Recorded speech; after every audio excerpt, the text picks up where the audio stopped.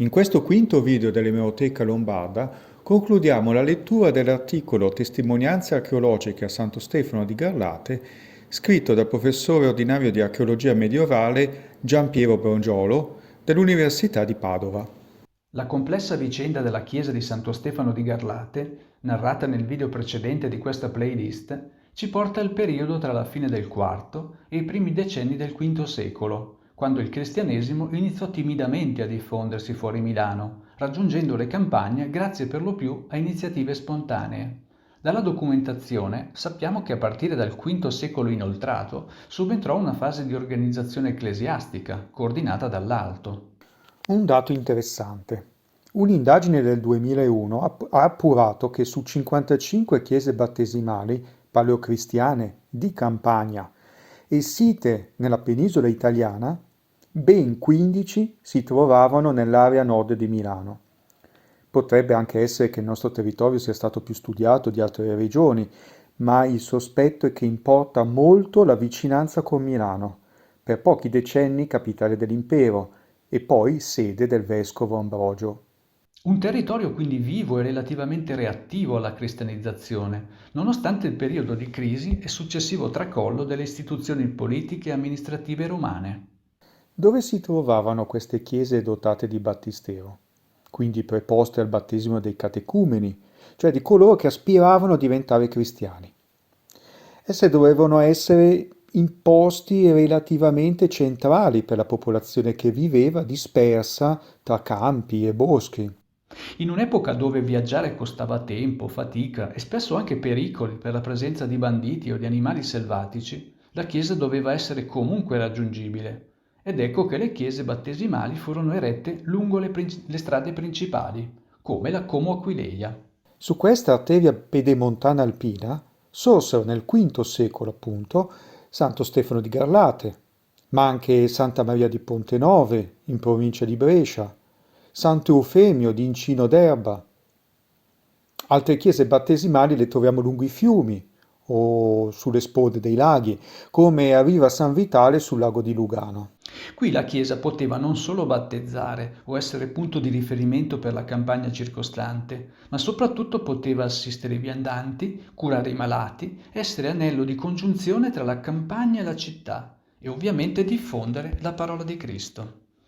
A ben vedere, l'essere su una strada è una caratteristica costante nella storia delle fondazioni ecclesiastiche. Non è un caso che le due chiese di San Zeno di Olgiatemolgora e di Cisano Bergamasco, forse costruite verso il X secolo, si trovano sulla direttrice secondaria Bergamo-Brivio-Como. Entrambe le chiese riportano come leggenda alla base della loro fondazione un ex voto di uno scalpellino comacino scampato dai briganti. Scalpellino che appunto stava tornando a casa dal Veneto. Altro luogo importante per la costruzione delle chiese dotate di battistero erano i castelli difensivi romani, sorti relativamente numerosi in seguito alla crisi dell'impero. Lungi dall'essere ben strutturati come i castra romani sui confini dell'impero, questi castelli d'emergenza erano spesso poco più di cascinotti, costruiti con materiali di risulta, ciottoli di fiume, legname, adatti comunque alla difesa in quanto gli eserciti nemici erano spesso costituiti da qualche decina o in casi rari qualche centinaio di armati. Tuttavia erano pur sempre castelli, quindi necessitavano di cibo, materiali in ferro, in legno, tessuti.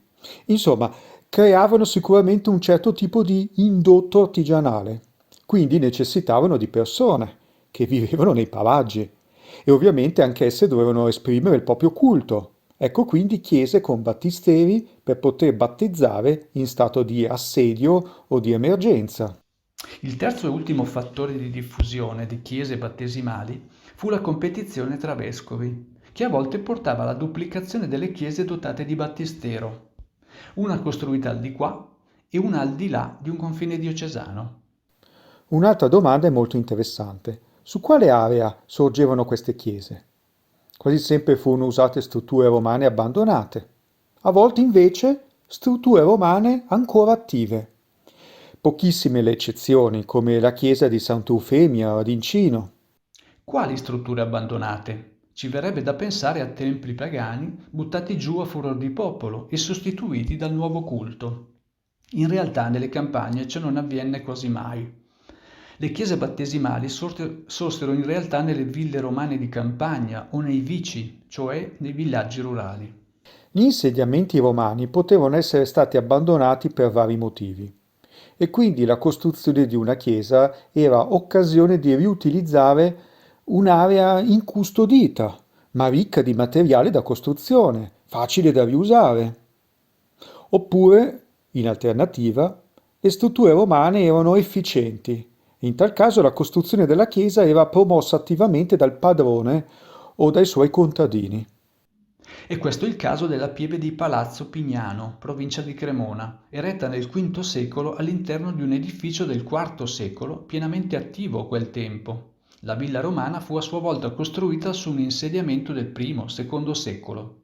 Quanta storia dietro una semplice chiesa di campagna.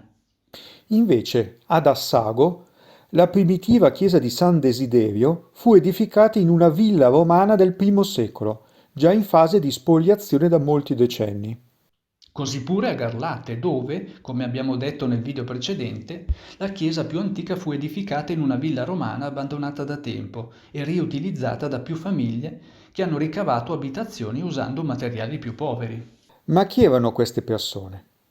Affittuari o servi di qualche padrone che abitava a Milano o altrove? Il padrone era un discendente del proprietario che costruì secoli prima la villa? E se fossero stati contadini liberi? In questo caso, come hanno fatto a rivendicare la proprietà del terreno abbandonato? Erano tutti originari di un nucleo familiare? Costituivano una sorta di comunità autonoma? Impossibile rispondere per ora, ma a seconda delle risposte cambia enormemente la nostra percezione di quel periodo. Nel caso che la Chiesa fosse stata eretta da contadini autonomi, essi si porrebbero come protagonisti della cristianizzazione al pari di vescovi, funzionari e ricchi possidenti. Per quanto riguarda la costruzione di chiese nei vici, ossia nei villaggi, ne sappiamo ancora meno, visto la loro rarità. Dovrebbe essere il caso della chiesa di San Vincenzo di Gagliano o della chiesa di San Sisinio e Agata di Ossuccio, entrambe in provincia di Como, ma non ci sono dati archeologici robusti. Che forma avevano queste chiese antiche? A Milano le chiese paleocristiane hanno forme diversissime, Simpliciano, San Nazaro in Brolo, San Lorenzo.